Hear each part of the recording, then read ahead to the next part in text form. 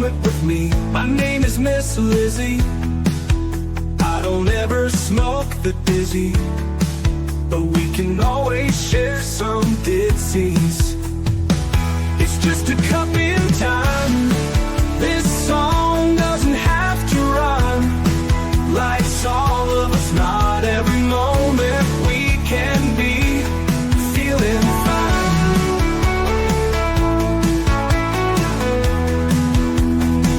I wanna share a moment, just a second if you will, maybe even a cup of thrill. We could share this performance. It's tea time, come sit with me. Well, welcome everybody. Miss Liz in the house. That's right. I am back. And yes, it is not a scheduled day. It's a Wednesday, because we have to rearrange sometimes for family. Family always comes first in Miss Liz's book. And with all my guests, we try our best to just stay connected and get you guys out there. Before we get started, we're gonna get everybody over to Miss Liz's YouTube channel, Spotify, LinkedIn, YouTube, all of that good places, Facebook, the platforms, TikTok. And tonight we have a guest that's coming in all the way from Uganda. That's right. We are talking about education and young little ones. And you know how Miss Liz loves the youths and the children. So let's get that story out there. But before we get started, we're going to do the disclaimer. And then I have a beautiful intro. And we're going to get Nancy Kimumwe, I think is the way to pronounce her name. I'll get her to say her name to make sure that I'm pronouncing it right. But let's get started with the disclaimer. A disclaimer for Miss Liz's Tea Time live show. Miss Liz's Tea Time is a global platform dedicated to sharing real life stories, diverse perspectives, and meaningful conversations that inspire awareness, healing, and connection. Miss Liz is going live using StreamYard. Before leaving a comment during the live broadcast, please grant StreamYard permission to display your name at StreamYard.com. Please be advised that all the content brought forward during any Tea Time show is presented in good faith. However, discussions may include opinions, beliefs, and perspectives that do not necessarily represent the views of Miss Liz or the Tea Time platform. Information shared by guests is based on their own experiences and is perceived to be accurate at the given time of airing. All guests, viewers, and participants are responsible for using their own good judgment when considering any action or decisions that may relate to these discussions. Some episodes may cover sensitive topics, including but not limited to trauma, abuse, grief, mental health, and other emotionally triggering subjects. Listeners and viewers' discretion is strongly advised. Tea Time with Miss Liz is an open discussion forum designed to offer insight, inspire awareness, and create connection. It is not a substitute for professional, medical, legal, or therapeutical advice. If you require professional support, please seek assistance from qualified professionals or trusted resources in your area. If you have any questions regarding this disclaimer or any content of the discussion, you are welcome to contact me, aka Miss Liz, directly at my email at bookingmissliz@gmail.com or visit my link tree at Miss Liz's Tea Time. By choosing to participate in, comment on, or view these live shows, you acknowledge and accept this disclaimer. Your participation is entirely voluntary. Miss Liz welcomes you to join the conversation with an open heart, and if at any time you feel this platform is not right for you, I respect those wishes and decision and welcome you back whenever you are ready. Tea Time with Miss Liz is serving truth and awareness one cup at a time. Now, let me give you a little bit. Well, welcome everyone to Tea Time with Miss Liz tonight, where awareness pours into action and every conversation plants a seed of change. Tonight, we head across the globe to Uganda, where hope is taking the shape of opportunity, education, and compassion. Joining us is the remarkable Nancy Kimumwe from the Gregory Children and Youth Organization. Nancy is a dedicated advocate for young people's futures, working tirelessly to ensure that every child has access to the tools, support, and confidence they need to thrive in school and in life. Through community-driven initiatives and their annual back-to-school outreach, she is helping students overcome barriers and step boldly towards their dreams. Today, Tea Time invites us to see education not as a privilege, but as a lifeline, a path that transforms poverty into possibilities, a chance for children to rise with knowledge, dignity, and belief in their potentials. So let's open our hearts, listen deeply, and learn how small acts of support can create lifelong change. Let's welcome Nancy to the table. Welcome, Nancy. Thank you. So, Nancy, tell me a little bit about who you were as a little girl and who you are now. First of all, thank you so much for that beautiful introduction. And thank you so much for hosting us as Gregory and me as Nancy on your show. I'm called Nancy Kimwana, and as a little girl, I was this shy, quiet. I would fear people. One time I remember visitors would come at home, and then I would feel like I should not come and greet them because I was shy. I would fear them. I would fear to associate with people. I didn't know why, but as I grew up, I started loving to stay with people. I wanted to know, I wanted to learn how people associate in different families. Because as me, I grew up in an extended family, a family of very many mothers and very many children. But still, since I was with my mother, we were five, and particularly I was the last born. But I would fear staying with people, associating. If a new person comes at home, I feel like locking myself inside the house. But when I grew up and went to school, I learned how to associate with people, and it was fun associating with people. Well, Nancy, I have some questions that came in for you, but I want to get your tea out there because the tea that you gave me is sports, games, empowerment, and the story of education is the tea that you gave me, Nancy. Um, I want to get into the tea of the Youths, Gregory Youths, Children and Youths Organization. How did you come about the name and how did you start it? Gregory Children and Youth Organization. It started like a family thing. Like for me and my colleagues, when we started this, basically me, it was out of experience. When I was growing up, I didn't get all the needs. I did not get that love. I grew up in the village. I was not able to go to school, not because I was not able, but because at some point we were vulnerable. My parents were not able to afford me going to school.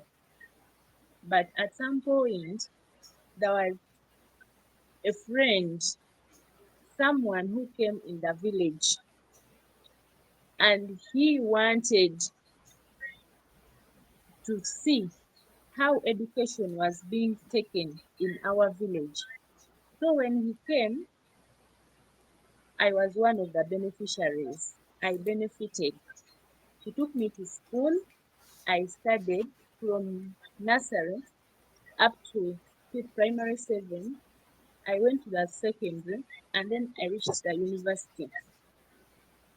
So because of that, I was like, after that, I would come back and be an example. I never wanted people from the villages or children who are there outside in the village to be going through what I went through. That's why we sat down as a team, another colleague of mine who came out with the same issue or the same background as I had. So we sat down and came out with this idea of children and youth organization. The name Grigore, I personally was the one who came out with that name because the person who came out to help us to help me go to school was called Mr. Gregory. So that Oh, was the only thing that I would do for him as remembrance to, to make sure that at least I appreciated his efforts in what he did for me. So we came up with that name, Gregory Children and Youth Organization. And when we came up with that, it was basically education. Because here in Uganda, there are a lot of children who are not able to access education. They are vulnerable. Most of the times, it is because in the villages they cannot access better education. Some of them are orphans. Some of them, their parents are not able to get money to facilitate their education. So we took it as an advantage and a chance to be able to help those children so that they can be able to go to school and access education. That is why we came up with that idea of Gregory Children and Youth Organization. Yes. Nancy, is somebody listening to the broadcast in the same room as you? Sorry? Is somebody listening to the broadcast in the room with you? Yes. Are they on a phone? Because I'm getting a double echo of what you're saying. So they can still listen to the event, but they have to turn their sound down because I'm getting like a double echo, and I want to get the good content and information out there to the listeners. Okay. So Nancy, I want to talk to you about the education in Uganda because where I'm from in Canada, our children they don't have to pay for education. Where in Uganda they have to pay for education. So I want my listeners to understand the difference of how education in your country is. It's not a privilege. It's you have to really work for it. So if you could share that a little bit with the listeners out there. In our country, there is education. Yes, we have education that they provide, but still, most of the times, they only cater for like 40%. The other 60 is supposed to be under the parent or the caretaker. When the government comes in, the government only takes 40%, of which if it is the school fees, it can only, if someone is paying like 700,000 shillings, Ugandan shillings, the government can only come in and pay 200,000 shillings. And then the other 500,000 shillings is supposed to be facilitated by the caretaker or the student. So somehow, somewhere, it becomes hard and difficult for some of the parents or some of the caretakers to manage or to afford the school fees. That is why most of them are lagging behind in the villages. They are not able to get school fees. That amount of money seems to be very big for them. Some of them are in the villages, they have nothing to do. Someone is surviving on gardening, and when they're in the villages digging, the families are big. Some of these children are orphans, they are abandoned. When the parents die, the mother dies, the father abandons them there. Or the father dies, the mother abandons them there, and then they go with another man. When they go with another man, they're always being left behind with their grandmothers. The grandmothers are not able to take care of them, or they cannot go to the garden, they cannot work. And another thing is, in Uganda, a lot of people are not working.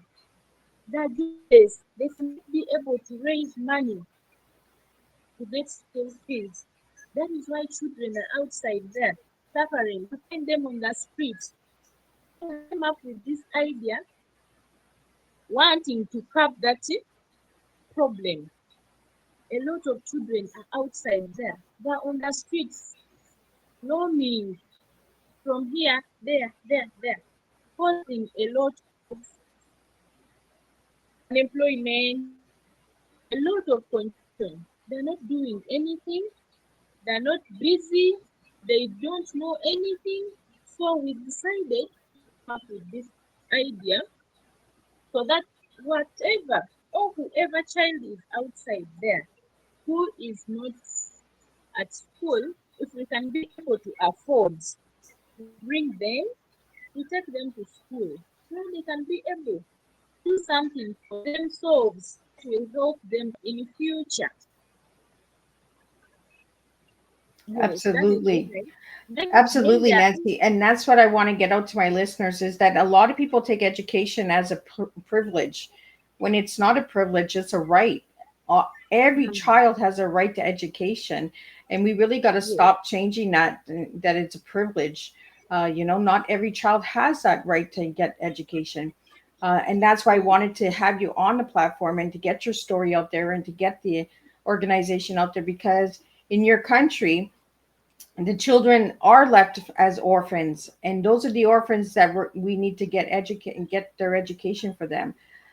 And that's where we come in, and that's how we can help support communities like yourself. Whether we're in a different country or not, we can still help another child get education. As little as a school bag, a uniform, a donation. These are little things that we can help these children to get their education. And that's why I wanted Nancy and Gregory's Children and Youth organization on Tea Time because I want people to stop the ignorance and stop saying, you know what, just because they're in a different country doesn't mean we can't help them. Yes, we can help them. Little by little, we can all make a difference and we can all change a child's life when we start stepping up and being an example. And that's why, Nancy, I wanted you on the platform. And that's why I am a big supporter of education worldwide, not just in my country, but across the globe, because these children do matter as well. Nancy, we have a question that came in and it says, what was the moment that made you realize education could be the key to the lasting change in your community? okay. When I graduated, when I was, I take it I take myself as an example. When I graduated in our country here, if you don't go to school, you don't get jobs. That is where I decided to think that education is a key thing. It is something that leads to your well-being in Uganda. And it is the only thing that we have. If you don't go to school, you don't get jobs. There are no jobs here in Uganda unless if you have a degree, unless if you have a certificate, you have a diploma, that is when you can get something to do. But even there are some people outside there, they have degrees, but they are not doing anything. They don't. So if someone is being deprived of that education, of the chance to be educated, they will always be behind. They will not see that good life. They will not be able to take care of their families. They will not be able to look after themselves. That is why we decided that at least me, if I was able to go to school, and education is someone's right, it is a right for everybody to be educated. But somehow, for us here in Uganda, it is not a right. Because if it was a right, it would be free. Everybody would be able to go to school. Yes, everybody would be able to go to school. But here, if you don't have money, you will not go to school. Even if at some point it is supposed to be sponsored. As I said in the beginning, it may be sponsored, but the government will take only 40%, and the 60% is going to be on caretaker, which means everything is supposed to be sponsored. It is supposed to be paid. You cater for it. It makes it not to be a if you want to be well, sponsor yourself and go to school. That is what it is here in Uganda. Yes. So So me, Nancy, we have a question that just came in, and it says, "What challenges do children in Uganda face today when it comes to staying in school?" the challenges that they face when they're at school, there are a lot of challenges in Uganda. Children who are at school in Uganda, they face a lot of challenges. One, security. There's no security.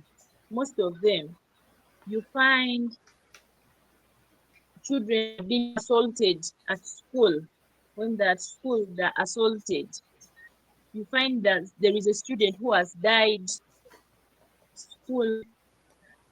Then you find that at school, but they don't get whatever is required at school.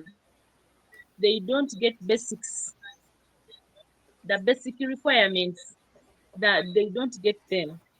The knowledge that they're supposed to get is being paid for. Sometimes the teachers are there, but if you want a teacher to coach you, there is that they is this when it comes to private tuition, you have to go and meet the teacher privately. You pay them so that they can coach, which becomes a little expensive when they're at school. And another challenge is provision. When children are at school, mostly the new ones, when they go to school, they're still new, they join. There is always that kind of bullying. They're always bullied, which leads to sometimes some of them die, some of them get injuries, they get health complications. Environment in which they are is always not good. Sometimes the environment is not good, it doesn't favor them. They're always sick, they don't eat good food, the feeding is not okay, where there's a lot of congestion, the rooms are not okay, the beddings are not okay. Those are challenges that they face. Nancy, a question just came in. Does your organization work with boys and girls, or just girls? Sorry? Does your organization just work with boys or girls, or both?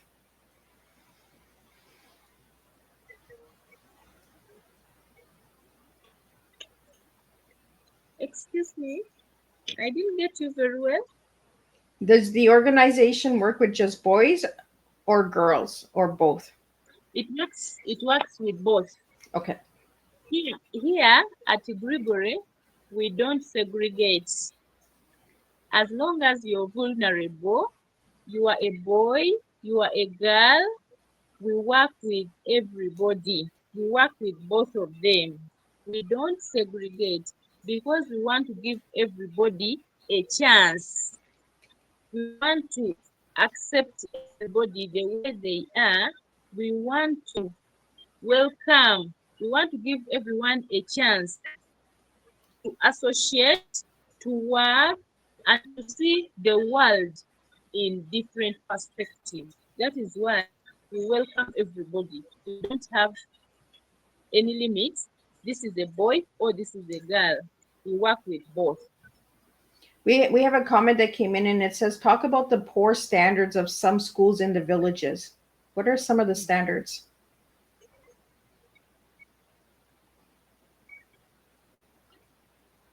Sorry, What are some of the poor standards of some of the schools in the villages? Can you give us some examples, Nancy? schools in the village. I'm gonna pull it up on the screen so you can see.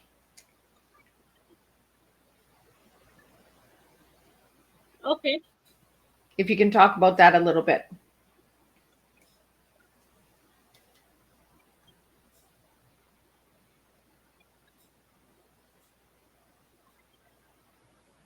Poor standards. Okay. The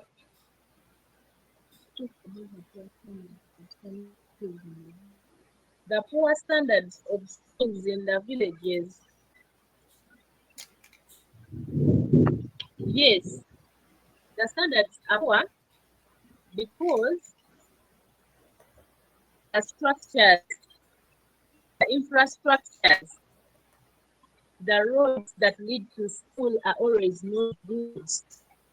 The buildings are not okay.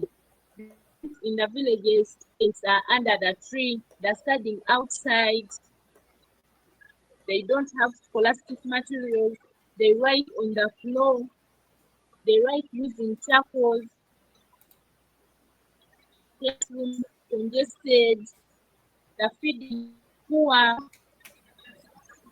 and teachers are not of good quality. They just put the villages and pick anybody. They don't first interview them, they don't test their ability. They don't know if they are able to teach, they are qualified teachers or not. That is what happens in the village. And with that, environment that poor structure, not okay. Because the roads that take children to school are always not okay. When it rains like this, sometimes the river crosses and children are not able to go to school. You find that in the villages, children are studying under the trees. They don't eat food. They're not given breakfast. They don't have enough accessories. The scholastic materials are not enough. Right using sticks, right on the ground. The teachers are lacking. They are not being paid. And the teachers that study, the teachers who come to teach are not the ones of the standard that they're supposed to be. They just go and pick anybody from anywhere. You come and teach, even if you don't qualify, just to make it that to make it look like everybody is at school. That is what happens in the villages. Nancy, is there a sound in the background? Because I'm getting a lot of water sound. Sorry? Is there some sound or someone's phone near you? Because I'm getting a lot of echoing.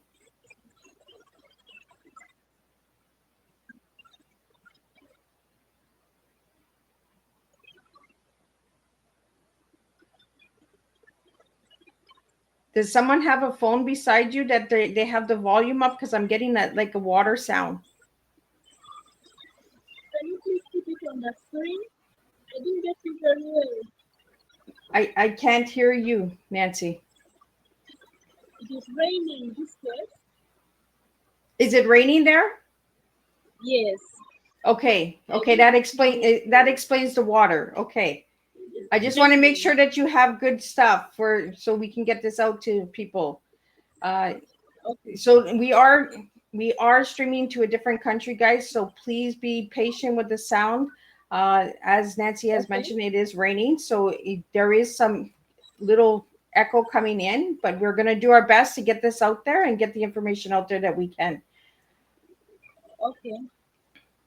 So Nancy, we have a question here. We have a question that came in for you, and it says, how does your organization help remove barriers like poverty, gender equality, and lack of resources? How does Gregory's Children and Youth's organization help with that? Gender equality. With As I had said, yes, as I said before, with Gregory, we involve everybody. We involve female, we involve male. And even us in our organization, we always give chance to female workers. We have female workers, we have male workers. Even when we go deep in the villages to collect those children, we always give them equal chances. Boys and girls, we make sure that because for us, our motto is what a boy can do, a woman can do it, or a girl can do it. We are all equal. If I say, now I can be able to go to the garden as a woman, a man can also go to the garden. Yes, if a boy can be first or can get first class in studies, even a woman or a girl can also get first class. So we always make sure that we practice. We make sure that it is a girl and a boy. If we have 5 boys, we will also make sure that we get 5 girls. Yes, we should make it equal. Even our workers, we've always given chance when we are employing. We have always employed female workers and male workers, and we give them same privileges. Nancy, can you share a personal story that the organization has changed a child's life, like a story that stands out to you? Yes, there is when we started this organization, our organization started like everybody was this thing is not going. We had that negativity. Everybody was backlashing. We are not going. This thing is not going to go through. This thing is going to is not going to go through. But now in our organization, Gregory, we have children whom we started with who are sitting exams next month, this coming month. They're sitting exams, and one of them is a girl who is 12. She's 12 years old. She's sitting P7 here. They call it primary level, primary living examination. When you leave primary, you go to the secondary level, the second level. So she's sitting for primary living examination soon. But when we brought her from the village, we brought her with her grandmother, and should be the one going to the villages digging for different people to earn a living. When we brought that girl, actually I stay with her. She's with me now. I make sure that she should be an example to everybody who is outside there. I always move with her whenever I go to campaigns or when we are going to outreaches. I use her as an example. Even when we go to their villages, I take her with me, and I tell them this is a story, a true story that this girl can wake up and share with everybody. It has helped in such a way that this girl was young, she was vulnerable, she didn't even know that she would reach where she has reached. But when I brought her, I came with her. I brought her, and she was the one of the girls who started with us with Rigore. Now she's sitting P7, and next year she's going to the secondary.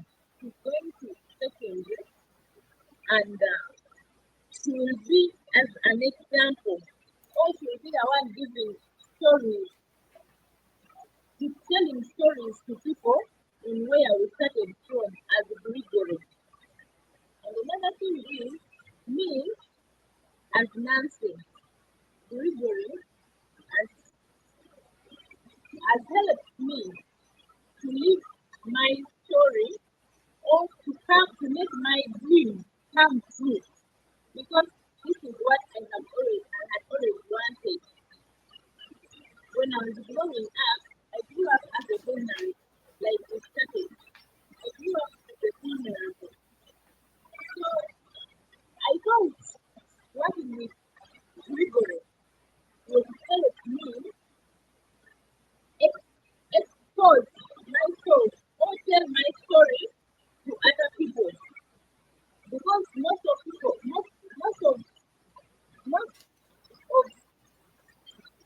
people outside there, they don't know, they may see us like this and they will not know what it is, what someone goes through where they are. So when I sit down and give myself as an example, they will get to know my story and it will help them to achieve or to come out of the dark wherever they will have hidden themselves to come out and they feel like, okay, since this one was also like us, let us also come out and be able to see the light and be able to share our stories with other people. Because I was also once vulnerable. If it was not for Mr. Gregory, I would not have reached where I am. It was Mr. Gregory who went to the village and picked me up and was like, you know what, Nancy? You have to go to school. You are a vulnerable. You have the right to be at school. You have the right to access good life. You have the right to be okay. So, for me, it was like an inspiration. It was an inspiration. I wanted to be living example. I wanted to be an example. I wanted at least Mr. Gregory to be wherever he is and say, yes, this is Nancy. This is my product. It's because of me that Nancy is now like this. And he is very proud of me, proud of us. And I say hello to Mr. Gregory. Now, Nancy, I want to talk about sports because you sent me some amazing pictures in my email with all of the kids playing soccer and that. Let's talk about sports on how Gregory's Children and Youths organization does for sports in your village and in the community as well.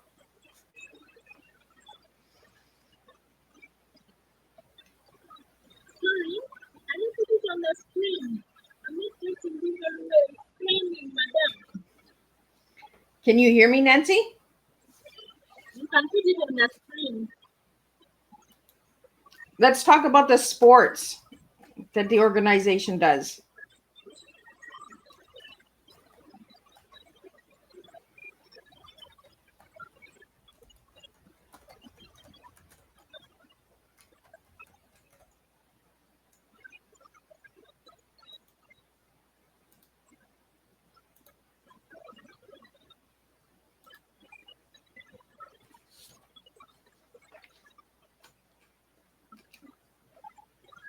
Yes, madam. We do organize games and sports as an organization. And we make sure, as the saying goes, we make sure that our children are engaged in sports and games. We explore their talents. Of course, some of the children, like everybody, we have different talents, and we always make sure that we engage children in talent explosion. There are some do sports, they do football, they run, athletics, so we always engage them. We make children in different schools, like as we said before, our children that we sponsor, they are in a different school. So we make sure that they are active, there is active participation of those children in the schools, in whatever school they are in. We ensure they provide them with whatever necessity, whether the sportswear, the playing boots, the ball, whatever that is required, we ensure that we provide them so that they actively participate. Even as the team for the February, we always go and do friendly matches with the school organizations, and those other people during our campaigns to make sure that we be examples. We live for us here in Gregory, we live by example. So we participate in sports and games in the organization.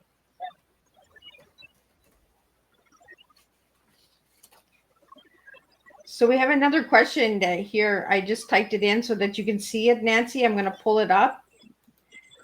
And it says, what partnerships or community support have you gotten in Uganda or outside of Uganda for your back to school programs?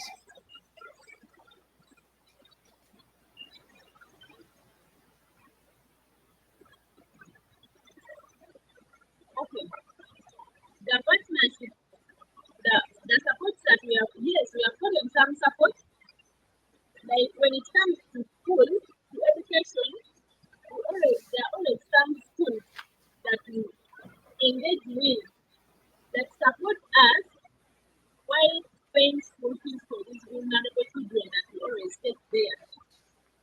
When we take children to school, they always give us a bursary.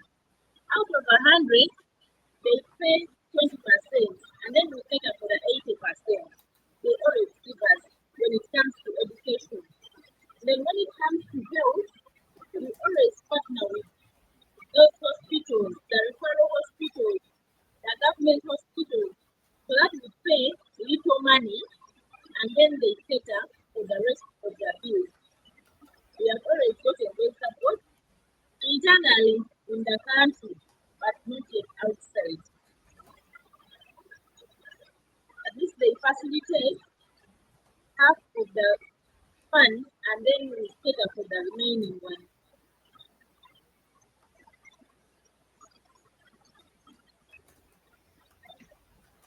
We have another question that came in. I just typed it in so you can read it, Nancy. It says, what role do global and viewers of Miss Liz's platform play in supporting your vision? Sorry? What roles do global and viewers of Miss Liz's platform play in supporting your vision? Okay, it is like when we are, what's it? Okay. When we are on this platform, we are going to be able to go globally. And when we go globally, it is going to help to be known. Everybody is going to be seeing us. They will be aware. They will know Gregory, children, and youth organization. And when we get to be known globally, of course, people will come out with ideas. They will support. They will see ways of helping. They may fund. They may want to come and engage. They can come and pay a visit. They want to come on ground and see how we are doing our things and also give us some views or some support somewhere and somehow. We will also be able, most important, we will be known globally and we will be able to find people who can at least put this library and this youth organization on another level.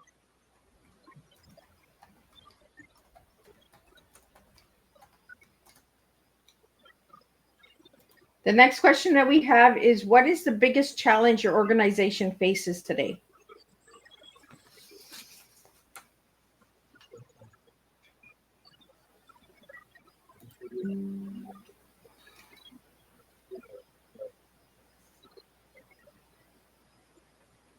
The biggest challenge is,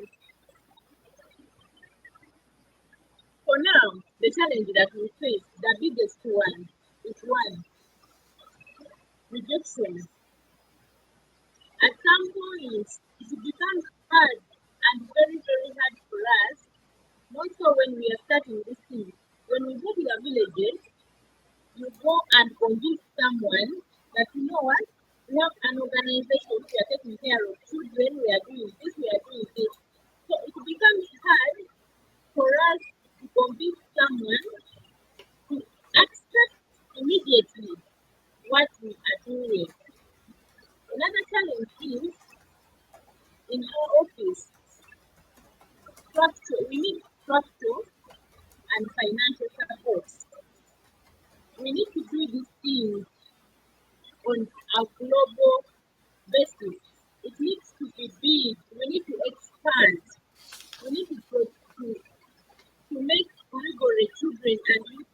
organization to be known globally, we need support. We need people come up and tell us and put us on the platform so that everybody can know about us. And so that we can be able to help the people, the children of Uganda, even if not Uganda, but the whole globe. They need us. We need to do. There are a lot of vulnerable outside there. They need us. We need partners.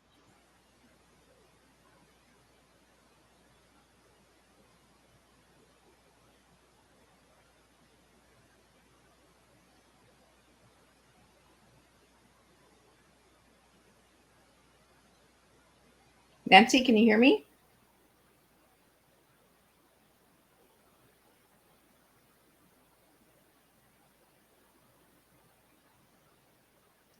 I think she's frozen. Nancy, can you hear me?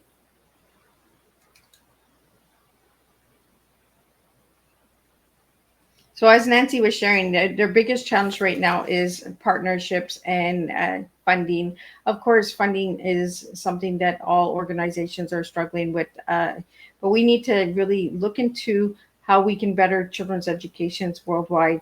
I believe she just lost connection, but we're hoping that she can get back. And let's get some of these other questions answered through the questions that are coming in. She's having trouble hearing because it's really the weather over there is really bad. So I just want to make sure that she's getting this out and we can get good content out there for her and her organization. If you haven't checked them out, you can find out more about Gregory Children and Youth Organization on their YouTube channel.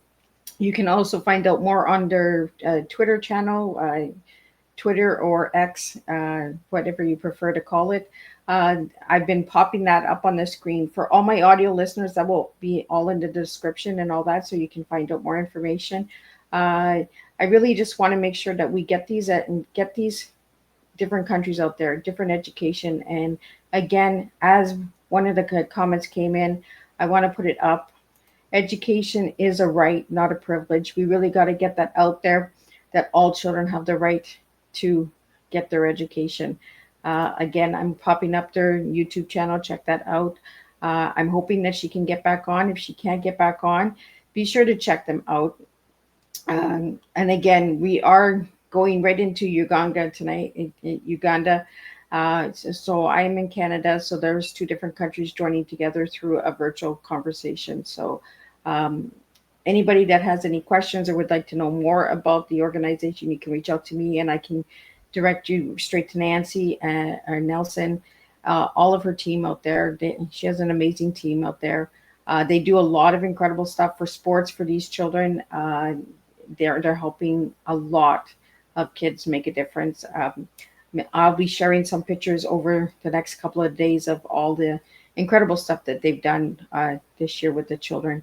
I'm hoping that she can get back on. If she can't get back on, we're going to wrap it up, but I'm going to give her a few minutes. So if anybody has any questions that you'd like to ask, you can send them into the studio or DM me. If you'd like to stay private, you're more than welcome to do that as well.